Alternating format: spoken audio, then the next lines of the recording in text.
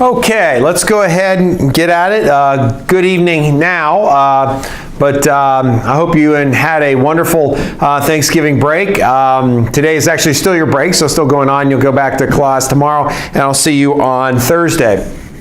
I'm sorry, I'll see you on Wednesday. Okay, so what we're going to do now is get into some international stuff. We're going to get into international trade. We're going to talk about immigration. And if you remember on class, I said we're going to kind of mix a lot of this. We're at least going to combine the outlines a little bit to kind of move us along, which is okay. But what we're going to do is get into just kind of the beginnings of, let me get my wire fixed here, get into some of the very beginnings of international trade. And we're actually just going to focus on goods, and we're going to start looking at absolute advantage and comparative advantage. So one of the things I want to direct your attention to, so if you watch these tomorrow before class, which I hope you do, I have put on Brightspace two tables. They both deal with Frank and Rose. One deals with production possibilities. I'm going to walk you through it here, and trade gains. So they both say Frank and Rose and two other things, but and again, we're borrowing from Greg Mankiw and a lot of the stuff that he's done, but nonetheless, I would suggest that you download those and print those, pause the video, make sure you have them in front of you as you're looking at this. Okay, so what we're going to do is talk a little bit about the modern economy, because trade is a modern part of the economy. Now, I find this area of economics probably the most fascinating. I also find this area of law the most fascinating. I find this area of finance the most fascinating. This whole area of everything that goes on in regard to international trade, and not only goods and services. The world has come a long way over the last 75 years or so, and trying to make itself much more integrated. This includes not only trade in goods, but also services. And again, we've seen over the last 75 years or so a real growth in agreements among countries to make this easier. Now, with all that said, admittedly, we're focusing just on the raw economics of things. It's not to say that we won't touch on policy a little bit as we go through this, what's going to be a pretty long outline in the end when we get through it. But again, it's just the raw economics. We'll talk a little bit about policy. We're going to stay away from law because this isn't a law class. But to be real blunt about it, and one of the things I tease other economists about is that it's really the law that makes this stuff work, because sometimes the policy choices are really very, very difficult. And you'll see that even at the end of this section here that we're going to tape today. So again, we'll spend a lot of time talking about it. Now, admittedly, over the last 10 years, we've seen a little bit of a retreat from international trade.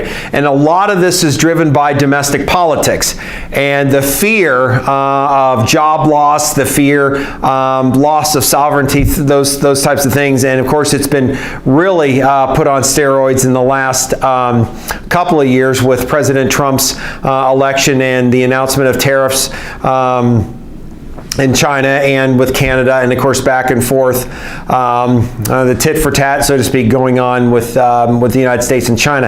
And it has had a real effect, certainly in the agriculture sector. We're not going to spend really any time narrowly looking at the agriculture sector, although the examples that I have here for you, we're going to spend a little bit of time talking about it, but to agricultural products, if you will. But nonetheless, when I'm out in the community and talking to folks, it's there. I mean, they absolutely feel, especially in regard to the agriculture side of things. Okay, even though when it comes to trade disputes, we often talk about manufactured goods. So that's just reality.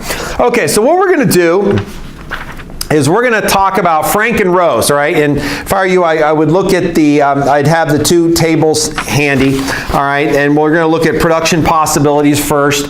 We're going to graph Frank all the way through once we look at the tables, and then graph Rose all the way through, and then we're going to go ahead and look at the tables again. But if you look at the production possibilities, we're going to have two people, Frank and Rose, and Frank and Rose both have the capacity to do both meat and potatoes, okay? They have the ability to do it, all right? But let's assume that Frank was only going to be a potato farmer and Rose was going to raise meat, and that's all she was going to do. Well, if they wanted burger and fries and or steak and potatoes, they're going to have to trade with each other to get the other item, right? So if Rose wants a baked potato, she's going to have to trade with Frank. If Frank wants a steak or a hamburger, he's going to have to trade with Rose. Okay.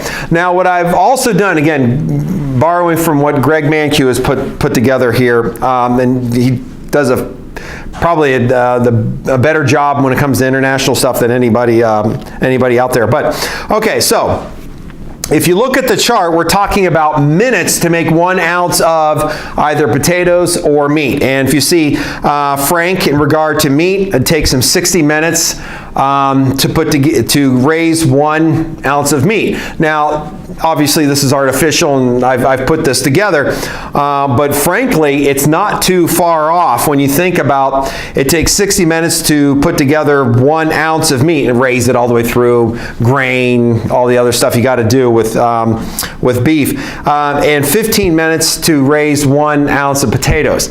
It is absolutely true that it takes more in the way of resources to raise meat than it does potatoes. All right, so essentially what we've kind of quantified is using time is the balance between meat and potatoes. So at least when it comes to Frank, it takes Frank 4 times the effort to raise 1 ounce of meat than it does 1 ounce of potatoes, and I think that's easy. Now, so in 8 hours time, if you go from left to right, in 8 hours, Frank could raise 8 ounces of meat or 32 ounces of potatoes. Okay? Now, we are not necessarily deciding that the balance between meat and potatoes also represents value, although for the most part I think you could probably guess that. I'm not in this saying meat is more valuable than potatoes, but it's the time quantifications that we're using here probably makes it look like that. Like, since it takes more time to put an ounce of meat on the table versus an ounce of potatoes, that meat is worth more than potatoes. I understand that it's kind of there, but nonetheless, okay. Okay, so let's look at Rose. Now, Rose has the capacity to do both, right? And she's pretty efficient, right? Notice she's more efficient than Frank in both of these areas, right? So Rose, it only takes her 1/3 the time that it takes Frank to put together 1 ounce of meat, right? Put that on the table, only 20 minutes. And she's a little bit more efficient, right? About 1/3 more efficient. Yes, 1/3 more efficient than Frank in putting 1 ounce of potatoes on the table, okay? Now, in 8 hours, she could do 24 ounces of meat, and that's all she was doing, and then 48 ounces of potatoes, okay? So that's just kind of the setup. So it also serves as a constraint, and we're going to graph the constraint here in a little bit, and it's going to be a little bit more of a particular graph, by the way. So when I get onto the X and Y axis, I got to be a little bit more careful, and so do you when putting this together. But nonetheless, all right, now, one thing to keep in mind, because you're going to see this on the graph as well. Let's say Frank and Rose split their time, 4 hours and 4 hours, right? Then Frank is going to be able to put 4 ounces of meat and 16 ounces of potatoes together, and Rose will be able to do 12 ounces of meat and 24 ounces of potatoes. So basically just splitting those 2 numbers in the right-hand category in half. I mean, it's nothing big there. So let's go ahead and graph Frank all the way through, all right? Now again, this will take us a little bit of time, so I'll just kind of warn you ahead of time. So, and this will be probably a little bit more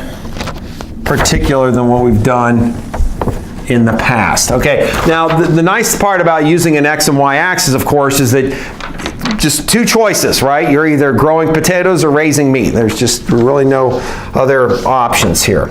Okay, so we do want to make sure that we have an origin here, right?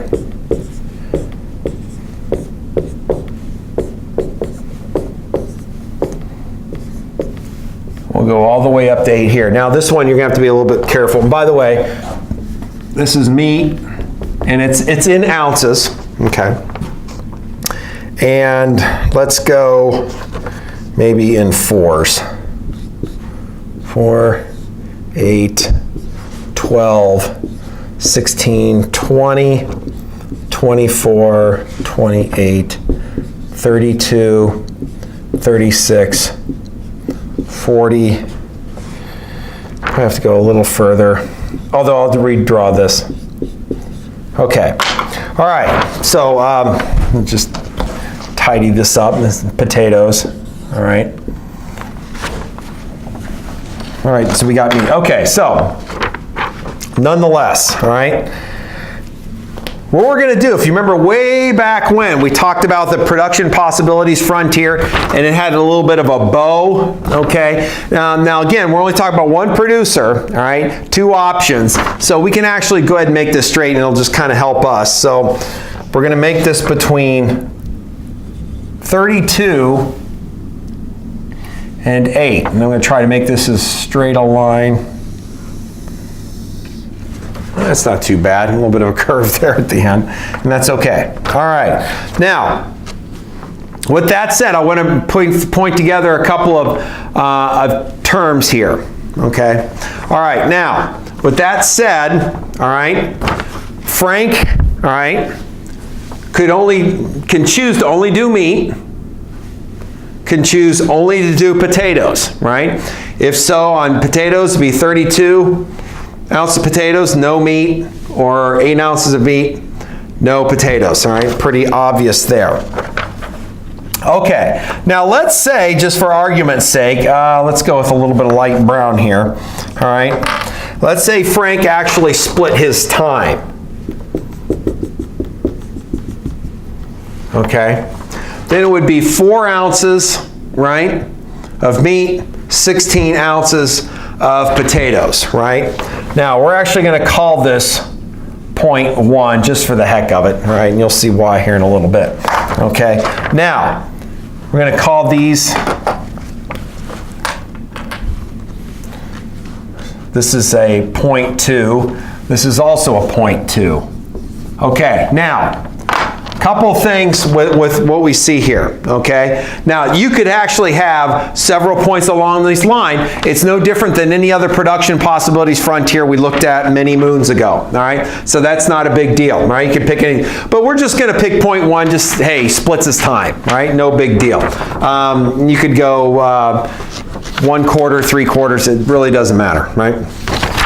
Okay, so you can pick any point on this term. Now, what's important and what you're going to want to get down, this is where we kind of get into the heavy lifting. If Frank wants to have anything more than what's on this line, all right, he's got to trade. So in other words, if he wants to move to the right, he's got to trade. Okay? Now, with that said, all right, go to the table that looks like trade gains. And again, there's really no easy way to do this. All right, just because I've got to graph Frank all the way through, and then I've got to do rows all the way through. So if you look at Frank, when he trades, now again, we're not going to talk about the trade deal just yet, all right? But when he does trade, right, notice where he can go. He can get 5 ounces of meat and 17 ounces of potatoes. Okay, so let's think about where that point is. Let's go with a little maroon here. Okay, he could get 5 ounces of meat and 17, whoops, let me raise that up a little bit, sorry. 17, I'm going to drop this down here just so you can see it. And we're going to call that 0.3.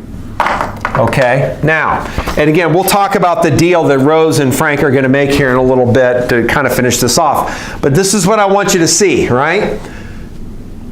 Meat, no potatoes. Potatoes, no meat. Right?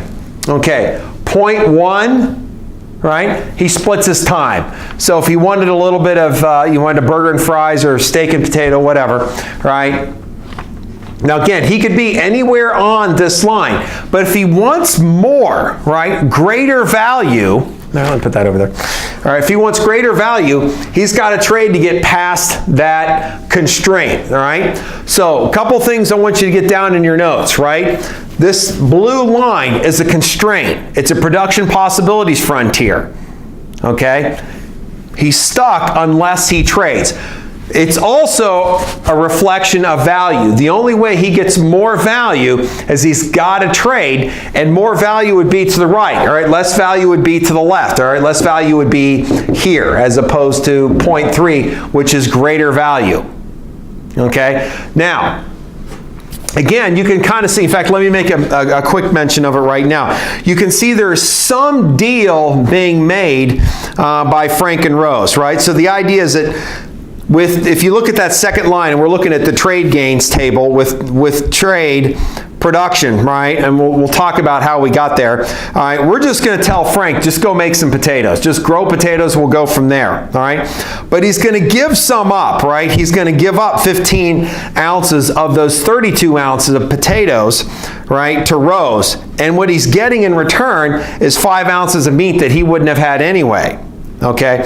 Now, look at Rose, all right? Rose has got to put herself in a position where, you know, she's going to have to do a little bit of potatoes and a little bit of meat, all right? She's going to lose 5 ounces of meat, right? But look what she gets in return, okay? She's going to get 15 ounces of potatoes, right? Now, in the end, if you look at the last column, right, everybody gains, and I'll walk you through that. So at some point, Frank and Rose make that deal, right? Basically 15 for 5, right? 15 for 5. 15 ounces of potatoes for 5 pounds, 15 ounces of potatoes for 5 ounces of meat. Now that's the trade they make, but that's the trade they make to make sure that they all come out ahead. And you kind of see that by the bottom rung, the bottom line there. Okay. All right. So just to go ahead and finish this off, right? This is Frank. And by the way, we are, if you look at that top line with no trade, we're assuming they want a little bit of steak and potatoes or burger and fries, so they split their time evenly. But nonetheless, all right, we're starting them at 1. They could be at either of these points. Frank, again, this is Frank's table. Frank could be at either one of those points, right? Okay, now, we put Frank here. Right? Said, Frank, just go grow potatoes. Don't even mess with meat. And Rose saying, I'll do a little bit of each, but, you know, let me focus on a lot of the meat. We're going to put a label on that here in a little bit. Okay, so that's Frank. All right, let's get rid of Frank. I'm going to redraw this just to save ourselves some time, effort, and okay. So this is going to be Rose. All right. Let's see, I may have to give myself a little bit more space here. To give myself a lot more space.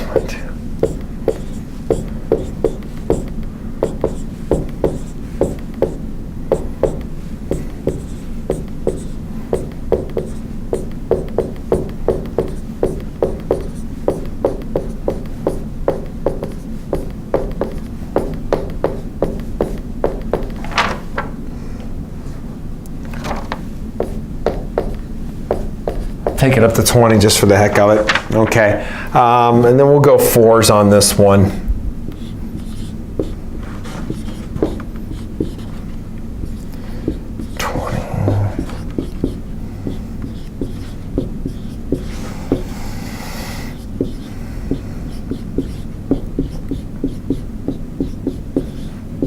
Take it out to 52 and maybe 56, just to give ourselves a little bit of space for dramatic effect. Okay, all right, now, if you look at Rose's possibilities, look at her production possibilities frontier, right? Okay, now, if she wanted to do, right, her options, she could do 48 ounces of potatoes, all right, and 24 ounces of meat, have to give myself a little bit of space here. 21, 22, 23, 24. All right, that's 24. Got it. All right. Okay, so again, we're going to assume this is going to be a straight line. Oh, that's not terrible. That's actually more like a bowed shape production possibilities curve, but nonetheless. All right, frontier. Okay, now, well, just for uniformity, all right, this could be a 0.2. This could be a 0.2, so she could do 24 ounces of meat, right?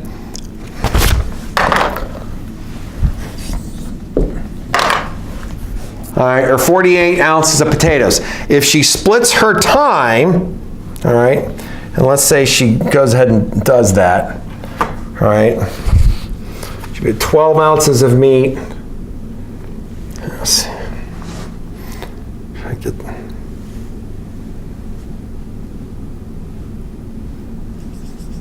I'll make that point a little bigger so it hits the tangent. Okay. All right, so we're going to call this 0.1. So if she splits her time and she wants a little bit of each, right? She wants burger and fries, steak and potatoes, right? She could wind up right there. Now again, she could be on any point along this line. It's a frontier, right? It's a barrier, it's a constraint, but she could be on any point of it as she wanted to, right? If she split her time 1/4, 3/4 as opposed to half, she could wind up here. But if she wanted to just focus on one or the other, she could be up here, meat. She could be down here, all right, potatoes, all right?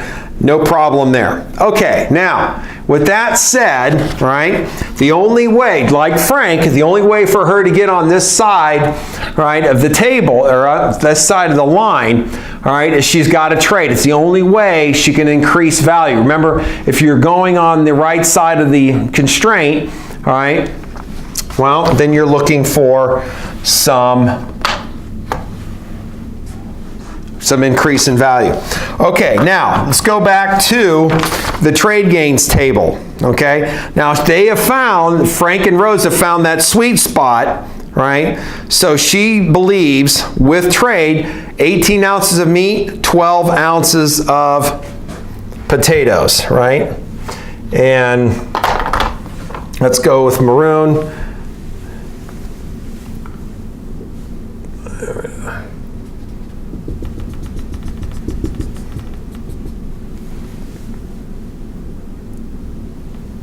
You know what, let me redo that one. Kind of wanted to make sure that was on the other side of that, so I'm going to have to redraw this a little bit.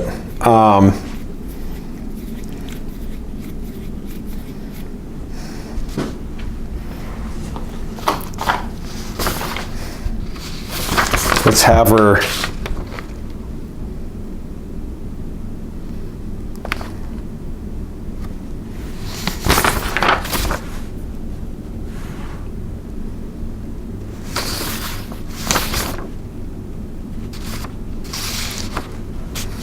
$13 and $27. Sorry about that.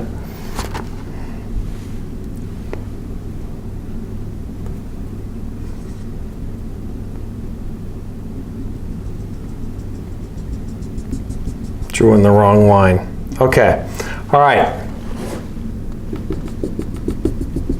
Okay. Now, for her, this is 0.3. Now, what I need to draw in for her, however, is a 0.4. Let's go with red, because she actually stays on her production line, okay?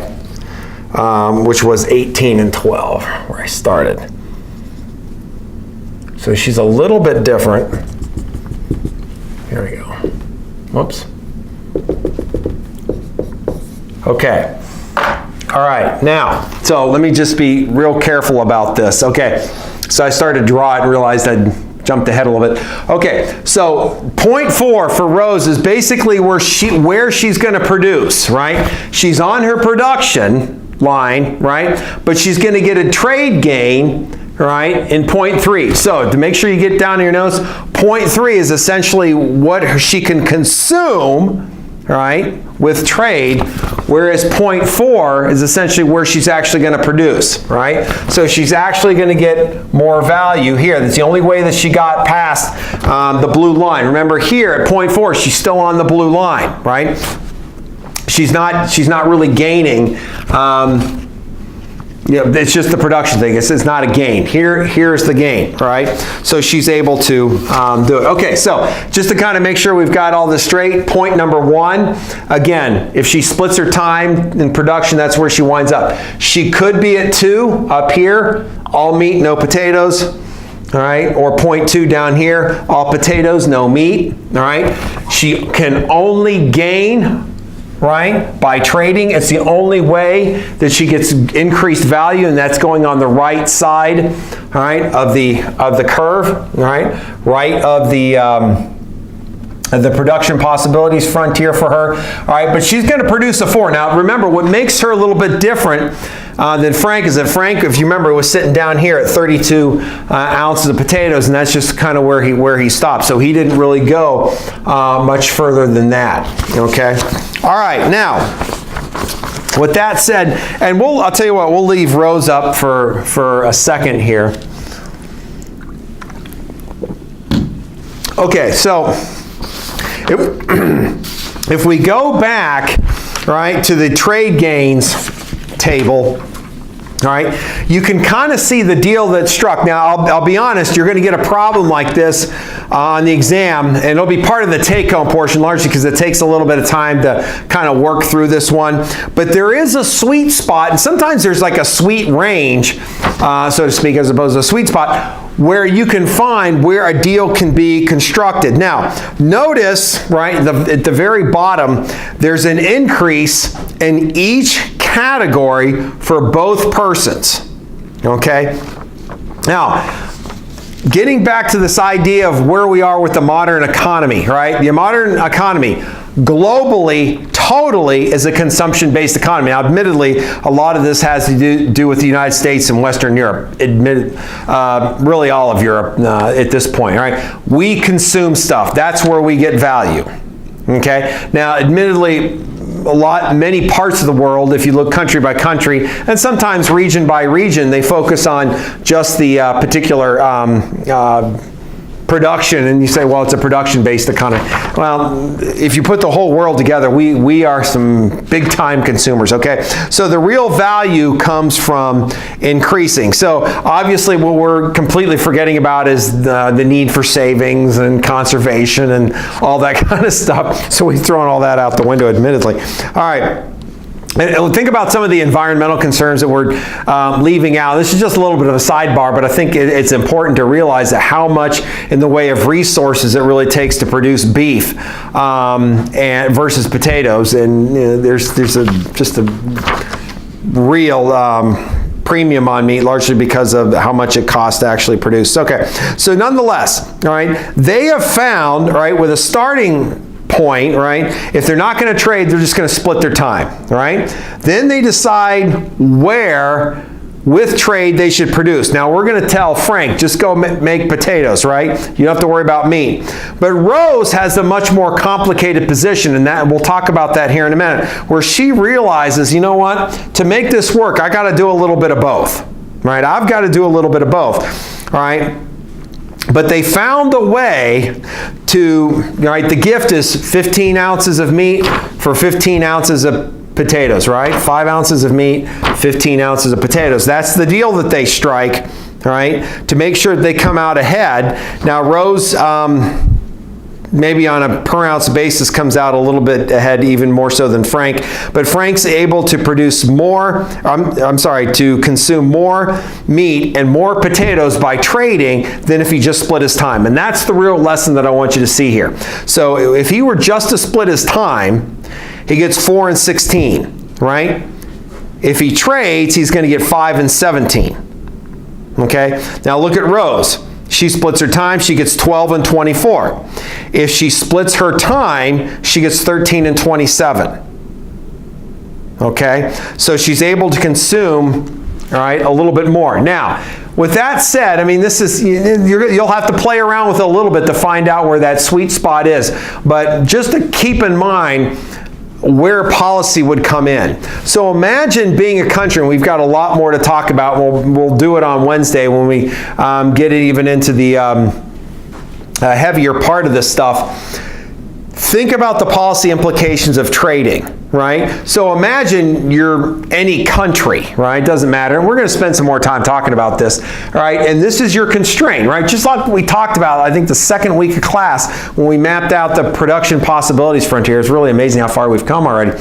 That was a constraint, right? And we were focusing on firms, but you can certainly label or identify a production possibilities frontier with a country.